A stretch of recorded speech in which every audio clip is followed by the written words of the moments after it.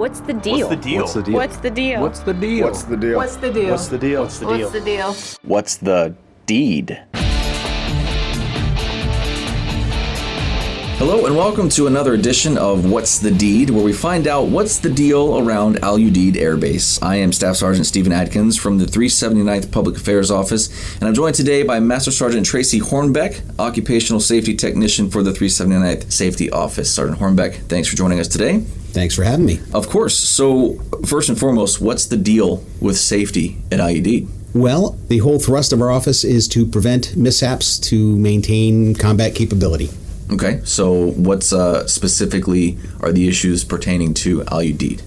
Well, in a deployed environment, we have a lot of different challenges, and the rotational nature of this particular basing, as it stands right now, presents some other issues.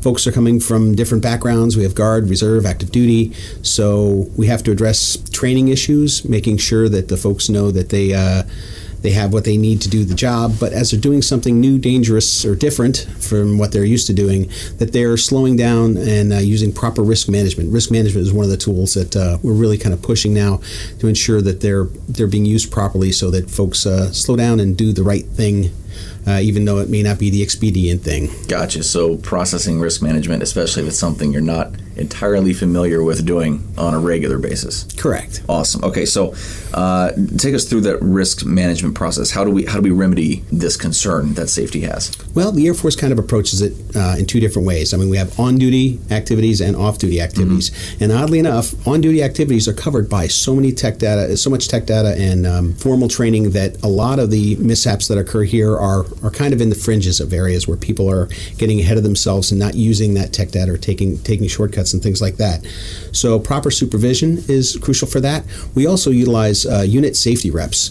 They go around and make sure the facilities are properly maintained and have the right safety gear, that the fire extinguishers and things like that are properly being maintained. And when there's an operation or something that's coming up that isn't planned, we have formal risk management portions that need to be addressed. There's a formal risk management for range, for weapon safety stuff. Mm-hmm. We work with the IG doing exercises when they're going to plan something that may, be different for people to address. We try to kind of play the what-if game and make sure that they've addressed those concerns. Off-duty, we have a lot of mishaps, a lot of them specifically here dealing with vehicles, but we try to get people to incorporate, there's this acronym that we've been using for a couple of years called Check 3 GPS, and that's just a little thing to gear, plan, and skills, GPS. If you're going to do something off-duty that you haven't done before, if you're going to take up kayaking, make sure you maybe take a lesson. Make sure you have the right gear to do it, that you have your plugs in your kayak, that you've got a helmet on, that safety you've got, vest, those kind of things.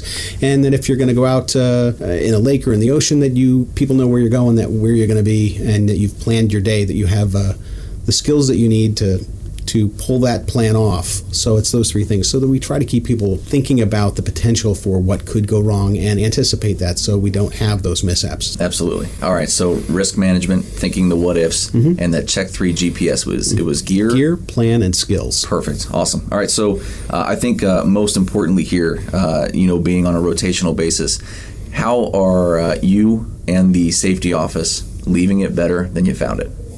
Well, some of the challenges that this base presents is its evolution over time. In, say, billeting over there, they, been in the trailers, now the double stacks, into the BPC side with the dorms and the hardened dorms, things like that. As we progress through that evolutionary process, making sure that we're not missing the potential hazards that are involved with, living in the BPC, living in the CC side. We recently had a shortfall. We found some deficiencies with the self-help laundry room. There was some electrical issues. The flooring was falling apart. Getting that addressed without doing a huge investment. If we need to stop using facility, we process those hazards, and we address it in another way by dealing with hazards as they come to us. If a supervisor or somebody says, hey, I saw, the wiring over in this area looked like there was exposed wiring. Can you go check that out? We do hazard verification, and then we work with CE in getting those issues dealt with.